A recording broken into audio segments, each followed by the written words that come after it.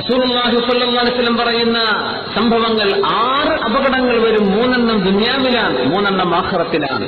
ഹുദൈഫ റളിയല്ലാഹു അൻഹു അൻ നബി സ്വല്ലല്ലാഹു അലൈഹി വസല്ലം അന്നഹു ഖാൽ യാ മഅ്ശറൻ നാസ്, അല്ലയോ ജനങ്ങളെ, ഇത്തഖു സിന, വ്യഭിചരിക്കരുത്.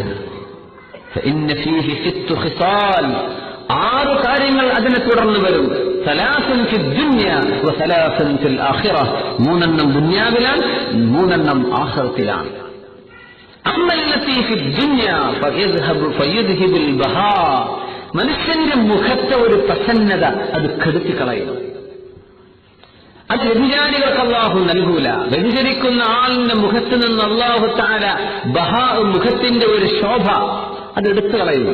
അത് ഒരു ക്രീം കൊണ്ട് തേച്ചാലും കിട്ടൂല. അത് അല്ലാഹു കൊടുക്കുന്ന ഒരു ബഹാ ആണ്, അത് നഷ്ടപ്പെടും. ആ വെളിച്ചം അല്ലാഹു കെടുത്തിക്കളയുന്നു നിങ്ങൾ പറയാം.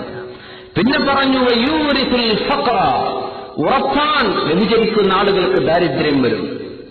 വ്യഭിചാരം കൊണ്ട് നടക്കുന്ന ആളുകൾക്ക് അല്ലാഹു ദാരിദ്ര്യം വരും. എത്ര വലിയ സുഖത്തിൽ ജീവിച്ച ആളുകളാണെങ്കിലും അല്ലാഹു തആല സമ്പത്ത് മുഴുവനും കൊണ്ടുപോയി ദാരിദ്ര്യം രുചിപ്പിക്കാതെ അല്ലാഹു മരിപ്പിക്കുകയില്ലെന്ന് നബിയുനാ റസൂലുള്ളാഹി സ്വല്ലല്ലാഹു അലൈഹി വസല്ലം.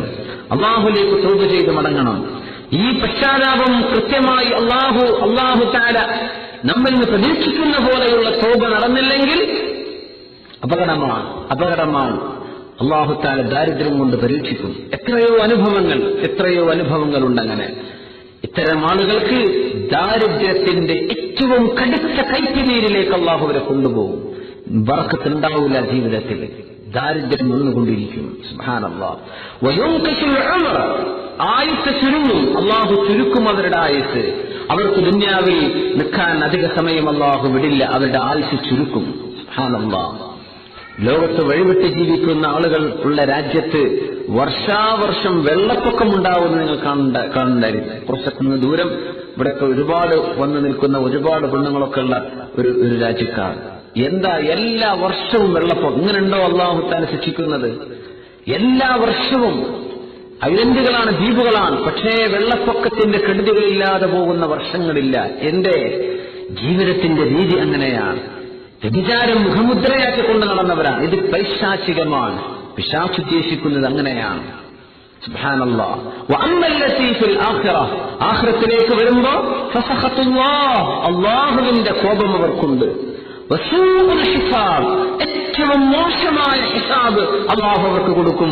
വഅദാബുൻ നാർ, ഇതിന്റെ കപ്പുറം നരകത്തിന്റെ ശിക്ഷയുമാണ് അവർക്ക് കിട്ടാൻ പോകുന്നത്. അല്ലാഹു കാത്തുരക്ഷിക്കുമാറാകട്ടെ. മാഇസ് ഇബ്നു മാലിക് റളിയല്ലാഹു അൻഹു അല്ലാഹുവിന്റെ റസൂലിന്റെ മുമ്പിലേക്ക് വരികയാണ്.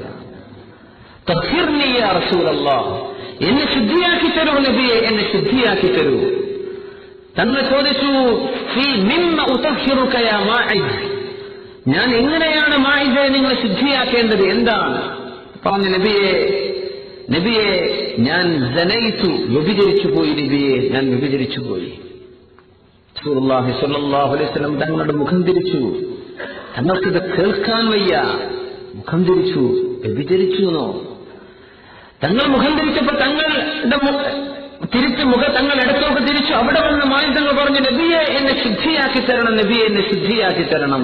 സനൈതു യാ റസൂലല്ലാഹ്, ഞാൻ വ്യഭിചരിച്ചു പോയിട്ടുണ്ട് നബിയെ. തങ്ങൾ പറഞ്ഞു, ലഅല്ലഹാ ഖുബ്ല ഔ മസ്സ, നിങ്ങൾ ആ പെണ്ണിനെ തൊട്ടതായിരിക്കും, അല്ലെങ്കിൽ ചുംബിച്ചതായിരിക്കാം, വ്യഭിചാരമായിരിക്കില്ല മായിസെ. അല്ല നബിയെ, ഒരാൾക്ക് നിക്കാഹിലൂടെ ഹലാലാക്കി കൊടുത്തത് അല്ലാഹു എന്താണോ അത് ഞാൻ ഹറാമിലായി ചെയ്തു പോയി നബിയെ, എന്നെ ശുദ്ധിയാക്കി തരണം. നബി മുഖം തിരിച്ചു. പിന്നെയും ഇവിടെ വന്ന് പറഞ്ഞു, അങ്ങോട്ട് മുഖം തിരിച്ചു, അവിടെ വന്ന് പറഞ്ഞു. പിന്നെ ഇഖ്റാറുൻ ബിസ്സംബ്, ഒരു പാപം സമ്മതിക്കൽ ഏറ്റവും വലിയ സാക്ഷ്യമാണ്. 4 സാക്ഷികൾ വേണം. പിന്നെ അല്ലെങ്കിൽ ചെയ്ത കുറ്റം ചെയ്തയാൾ സ്വയം സമ്മതിക്കണം. ഇങ്ങനെ സംഭവിച്ചാൽ കോടതി നടപ്പാക്കുന്ന ശിക്ഷയാണ് നമ്മൾ ഈ പറയുന്നത്. ഒരാൾ വ്യഭിചരിച്ചു എന്ന് വിചാരിച്ച് ആ മനുഷ്യൻ എറിഞ്ഞു കൊല്ലപ്പെട്ടെങ്കിലേ അല്ലാഹു അദ്ദേഹത്തിന് തൗബ സ്വീകരിക്കൂ എന്നില്ല. അങ്ങനെയല്ല. അല്ലാഹുവിന്റെയും ആ മനുഷ്യന്റെയും ഇടയിൽ അങ്ങനെ ഒരു പാപം നടന്നിട്ടുണ്ടെങ്കിൽ അല്ലാഹുവിലേക്ക് താണുകേണ് കരഞ്ഞുകൊണ്ട് അല്ലാഹുവിലേക്ക് ഖേദിച്ച് തൗബ ചെയ്ത് മടങ്ങി ഒരുപാട് നന്മകൾ ചെയ്ത് അതിനെ കോമ്പൻസേറ്റ് ചെയ്യണം, അതിന് പകരം ചെയ്യണം. അങ്ങനെയെങ്കിൽ അല്ലാഹു ഗഫൂറാണ്, റഹീമാൻ, അല്ലാഹു പുറത്തു തരും. പക്ഷേ അത്തരമൊരു കുറ്റം കോടതിയുടെ മുമ്പിലേക്ക് എത്തിയാൽ, ഇസ്ലാമിന്റെ ഖാദിക്ക് മുമ്പിലേക്ക് എത്തിയാൽ ഇതാണ് ശിക്ഷ. വിഭജിച്ചവർ വിവാഹിതനാണെങ്കിൽ എറിഞ്ഞു കൊല്ലപ്പെടണം, അല്ലെങ്കിൽ 100 വീതം അടിക്കപ്പെടണം. മാഇസ റളിയല്ലാഹു അൻഹു വന്നു, അല്ലാഹുവിന്റെ റസൂൽ പറഞ്ഞു, മാഇസേ, ഇതിന്റെ ശിക്ഷ എന്താണെന്നറിയുമോ? അർജും, എറിഞ്ഞു കൊല്ലലാണ് ഇതിന്റെ ശിക്ഷ. അദ്ദേഹം വിവാഹിതനാണ്, പക്ഷെ അങ്ങനെ പറ്റിപ്പോയി, എറിഞ്ഞു കൊല്ലലാണ് ശിക്ഷ. അതറിയാം നബിയെ, അറിയാം നബിയെ, തൗബ ചെയ്ത് മടങ്ങാനും അറിയാം. പക്ഷേ എങ്ങാനും മാഇസിന്റെ തൗബ അല്ലാഹു സ്വീകരിക്കാതെ വന്നാൽ നാളെ ഇതിനു വേണ്ടി അല്ലാഹുവിന്റെ കോടതിയിൽ ശിക്ഷ വാങ്ങാനുള്ള കൽപ്പ് മാഇസിനില്ല നബിയേ. അതുകൊണ്ട് എനിക്ക് ഇവിടെ തന്നോളൂ റസൂലേ, ഞാനത് സഹിക്കാം. പക്ഷേ അല്ലാഹു റഹീമാൻ, ഒരിക്കൽ ഒരു പാപത്തിന് ശിക്ഷിച്ചാൽ അതേ പാപത്തിന് രണ്ടാമതുള്ള ശിക്ഷിക്കൂല. അല്ലാഹു റഹീമാൻ. ഉമ്മത്തി ഉമ്മത്തും മർഹൂമ, നബി തങ്ങൾ പറയുമായിരുന്നു, എന്റെ ഉമ്മത്ത് റഹ്മത്ത് ചെയ്യപ്പെട്ട ഉമ്മത്താണ്. ലാ യുഅദ്ദിബുഹ അല്ലാഹു മർറത്തൈൻ, 2 പ്രാവശ്യം ഒരു കുറ്റത്തിന് അല്ലാഹു ശിക്ഷ നൽകൂല. ദുനിയാവിൽ ശിക്ഷ അനുഭവിച്ചാൽ ആഖിറത്തിലില്ല. അതുകൊണ്ട് മാഇസ റളിയല്ലാഹു അൻഹു തെരഞ്ഞെടുത്തതാണ്. വന്ന് പറയേണ്ട കാര്യമുണ്ടായിരുന്നില്ല. പക്ഷേ മഹാനവരുടെ ഈമാൻ അങ്ങനെയാണ്. എങ്ങനെ എന്റെ തൗബ അല്ലാഹു സ്വീകരിച്ചില്ലെങ്കിലോ, എറിഞ്ഞു കൊല്ലാൻ വേണ്ടി പറഞ്ഞു. ഇസ്ലാമിന്റെ ഈ നിയമങ്ങളൊക്കെ ഇത്തിരി കടുപ്പായിപ്പോയി എന്നൊക്കെ പറഞ്ഞ ആളുകളുണ്ട്. എന്തെങ്കിലും ചെയ്യാൻ പറ്റുന്നുണ്ടോ? ഈ നിയമങ്ങളെങ്ങാനും പ്രാവർത്തികമായി നടപ്പാക്കിയാൽ ലോകത്ത് അനാശ്വാസ പ്രവർത്തനങ്ങൾ നടക്കുമോ? ഇംപോസിബിൾ, നടക്കൂല.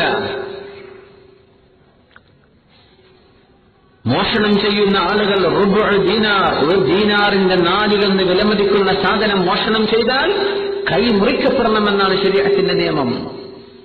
കാരണങ്ങളുണ്ട്. ജീവിക്കാൻ കഷ്ടപ്പെട്ടിട്ടുള്ള ഒരാൾ ചെയ്തതാണ്, നിർബന്ധിതാവസ്ഥയിൽ. അങ്ങനെയൊന്നല്ലാതെ മോഷണമായ ഒരാൾ ചെയ്താൽ ആ മനുഷ്യന്റെ കൈ മുറിക്കപ്പെടണമെന്ന, അത് കണ്ടാൽ മോഷണം എന്ന സംഗതി ഇവിടെ നടക്കും. അള്ളാഹ്ക്കറിയാം മനുഷ്യന്റെ മെന്റാലിറ്റി എന്താണ്. നമ്മൾ പറയും ഹ്യൂമൻ സൈക്കോളജി ഡീൽ ചെയ്യണം. അങ്ങനെ വല്ല സൈക്കോളജി കൊണ്ട് എന്തെങ്കിലും കുറ്റകൃത്യങ്ങളുടെ എണ്ണത്തിൽ വല്ല കുറവും വന്നിട്ടുണ്ടെങ്കിൽ നമ്മളത് കേൾക്കാൻ സന്നദ്ധരാണ്. ഇല്ലല്ലോ. ഏതെങ്കിലും ഇന്ന് മനുഷ്യൻ കണ്ടെത്തിയ ശിക്ഷാമുറകളിൽ പാപങ്ങൾ കുറഞ്ഞിട്ടുണ്ടോ? മൾട്ടിപ്ലൈ ചെയ്യല്ലാതെ വർദ്ധിച്ചു വരല്ലേ, ടെൻഡൻസി കൂടല്ലേ പാപങ്ങൾ ചെയ്യാനുള്ളത്. ഇസ്ലാമിന്റെ നിയമം അതല്ല, ഇത് അള്ളാഹുവിന്റെ നിയമമാണ്. അത് ആ ശിക്ഷ നടപ്പാക്കപ്പെടുന്ന ആളുകൾക്ക് കഫാറത്താണ്, പ്രായശ്ചിത്തമാണ്. ബാക്കിയുള്ളവർക്ക് അത് പാഠവുമാണ്. മാഇസ റളിയല്ലാഹു അൻഹു എറിയാൻ പറഞ്ഞു, സഹാബികളൊക്കെ എറിഞ്ഞു. എറിഞ്ഞെന്താണ് ഭയങ്കര സംഭവല്ലേ. സഹാബികൾ എറിഞ്ഞ് ഒരുപാട് ഏറുകൊണ്ടതിന്റെ ശേഷം മാഇസ റളിയല്ലാഹു അൻഹു ഓടി, വേദന കൊണ്ട് ഓടി. അല്ലാഹുവിന്റെ റസൂലിനോട് സ്വഹാബികൾ വന്ന് പറഞ്ഞു, നബിയേ, മാഇസ റളിയല്ലാഹു അൻഹു ഓടിപ്പോയിരിക്കുന്നു. ഓടിപ്പോയതല്ല, മാഇസ റളിയല്ലാഹു അൻഹു നബിന്റെ ഹദറത്തിലേക്ക് വന്നിട്ട് പറഞ്ഞു, നബി തങ്ങൾ ചോദിച്ചു, മാഇസ എന്താണ്? ഒന്നുമില്ല നബിയേ, ഞാൻ വേദന കൊണ്ട് ഓടിയതാണ്. ഇനി എന്നെ ശിക്ഷിക്കണം. എനിക്കൊരു കുഴി കുഴിച്ചിട്ട് എന്റെ കാലിന്റെ മുട്ടുവരെ അതിൽ മൂടിക്കഴിഞ്ഞാൽ ഞാൻ നിന്ന് കൊടുക്കാൻ ഒരുക്കമാണ് നബിയേ. ആണ് സഹാബികൾ. സുബ്ഹാനല്ലാഹ്. മാഇസ റളിയല്ലാഹു അൻഹു നിന്ന് കൊടുത്ത് സഹീഹുൽ ബുഖാരിക്ക് ഉദ്ധരിച്ച സംഭവമല്ലേ. അങ്ങനെയാണ് ഒരു ഒട്ടകത്തിന്റെ താടിയെല്ലുകൊണ്ട് ഒരു സ്വഹാബിയുടെ ഒരു ഏറിലാണ് ബഹുമാനപ്പെട്ടവർ അവസാനത്തെ ശ്വാസം വലിക്കുന്നത്. അപ്പോ അവരുടെ ശരീരത്തിൽ നിന്ന് രക്തം മറ്റൊരു സഹാബിയുടെ വസ്ത്രത്തിലേക്കായിരുന്നു. എന്തോ ഒരു വെറുപ്പുള്ളൊരു വാക്ക് ആ സഹാബി അങ്ങനെ പറഞ്ഞുപോയി. അല്ലാഹുവിന്റെ റസൂൽ വളരെ ഗൗരവത്തിൽ ശാസിച്ചു. നിങ്ങൾ എന്താ മനസ്സിലാക്കിയത്?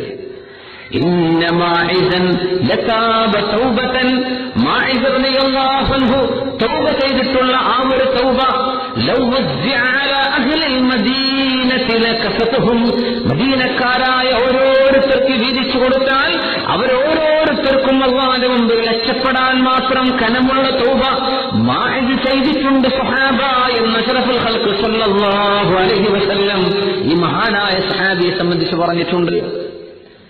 ഉമർ ഫാറൂഖ് റളിയല്ലാഹു അൻഹു ഈ നിയമം നടപ്പാക്കിയിട്ടുണ്ട്, സഹാബികൾ നടപ്പാക്കിയിട്ടുണ്ട്. ഗാമിദി ഗോത്രത്തിൽപ്പെട്ട ഒരു പെണ്ണ് വന്നില്ലേ, എന്താണ് തെറ്റ് സംഭവിച്ചു എന്ന് സ്വാഭാവികമാണ്. പക്ഷേ ആ തെറ്റിനെ ധൈര്യപൂർവ്വം അള്ളാഹുവിന്റെ റസൂലിന്റെ മുമ്പിൽ വന്നിട്ട് ശിക്ഷ സ്വീകരിക്കുകയാണ്. എന്താണത്? എന്താണ് ഈമാൻ? ഇവരോടൊന്നും നമുക്ക് ലവലേശം വെറുപ്പ് തോന്നരുത്. സുബ്ഹാനല്ലാഹ്, റാമിദിയായ പെണ്ണൊന്ന് നബിയോട് വന്ന് സമ്മതിച്ചതാണ്. പിടിച്ചുകൊണ്ടൊന്നതല്ല, ഫൈൽ ചെയ്തതല്ല, നേരെ വന്ന് പറഞ്ഞു, നബിയെ, ഞാൻ വ്യഭിചാരത്തിലൂടെ ഗർഭിണിയാണ് നബിയെ, എനിക്ക് ഗർഭമുണ്ട്, വ്യഭിചാരത്തിലാണ്. ആ റസൂൽ എന്താ പറഞ്ഞത്? പൊയ്ക്കോളൂ, നിങ്ങൾ പോയിട്ട് പ്രസവിച്ച് കഴിഞ്ഞിട്ട് വരീന്ന് പറഞ്ഞു. പോയി. അവർക്കറിയാം നബി പറഞ്ഞു കൊടുത്ത ശിക്ഷ ഇതാണെന്നറിയുമോ? അറിയാം നബിയെ, ദുനിയാവിൽ വെച്ച് വാങ്ങാൻ ഒരുക്കമായി വന്നതാണ് നബിയെ, നാളെ അല്ലാഹുവിന്റെ നരകം എനിക്ക് വേണ്ട നബിയെ, ഞാൻ വരാം. ഗർഭിണിയായ പെണ്ണ് പ്രസവിച്ചു. പ്രസവിച്ച ചോരപ്പൈതലുമായി വന്നു. ഏതാനും ദിവസങ്ങളായപ്പോ വന്നു അഷ്റഫുൽ ഖൽഖിന്റെ മുമ്പിലേക്ക്, നബിയെ, എന്നെ ശിക്ഷിക്കണം. പറഞ്ഞു, ചോരക്കുഞ്ഞല്ലേ, കൊച്ചു പൈതലല്ലേ, അതിന് നിങ്ങൾ മുലയൂട്ടി. ആ കുഞ്ഞ് മുല കുടിച്ച് മുലപ്പാലല്ലാതെ മറ്റ് ഭക്ഷണം കഴിക്കുന്ന ഒരവസ്ഥയിലേക്ക് എത്തുമ്പോ നിങ്ങൾ കൊണ്ടുവരിൻ. ഏതാനും മാസങ്ങൾ കഴിഞ്ഞ് പെണ്ണ് ഈ മഹദി പേടിച്ച് പരവശയായി ഭയവിഫലയായി ഈ കുഞ്ഞിനെയും കൊണ്ട് ഇങ്ങനെ കഴിയാൻ. ഏതാനും മാസങ്ങൾ കഴിഞ്ഞപ്പോ ഈ കുഞ്ഞിന്റെ കയ്യിൽ ഒരു ഒറ്റക്കഷ്ണം കൊടുത്ത് അല്ലാഹുവിന്റെ റസൂലിന്റെ മുമ്പിലേക്ക് വന്ന് പറഞ്ഞു, നബിയെ, എന്റെ കുഞ്ഞിന് ഭക്ഷണം കഴിക്കാനുള്ള പായക്കായി കഴിഞ്ഞു, കുട്ടി ഭക്ഷണം കഴിക്കും, ഉമ്മ വേണമെന്നില്ല നബിയെ, എന്നിൽ അല്ലാഹുവിന്റെ ശിക്ഷ നടപ്പാക്കി തരൂ. സുബ്ഹാനല്ലാഹ്, എന്താണ് ഈമാൻ?